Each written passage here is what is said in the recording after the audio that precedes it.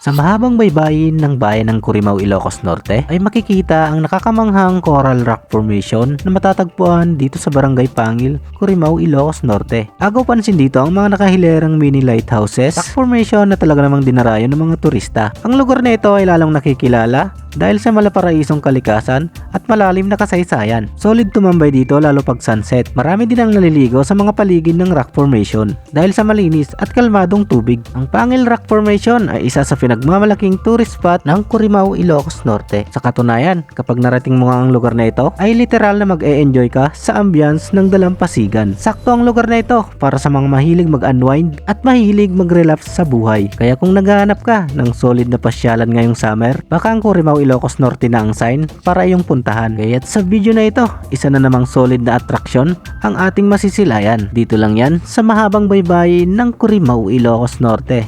Tara, let's go!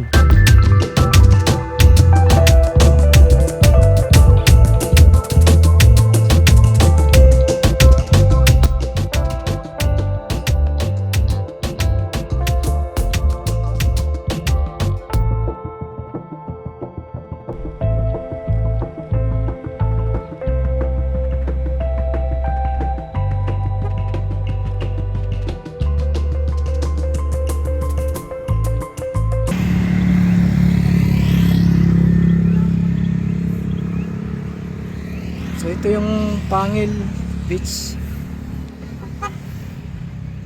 So dito sa Currimao, Ilocos Norte, guys. Ayun, ang daming naliligo dito paghapon. So ito yung mga little lighthouse sa gilid. Itong kalsada, guys, oh. Wala pang sunset eh. Masyadong maaga, guys. Time check, alas 5 ng hapon.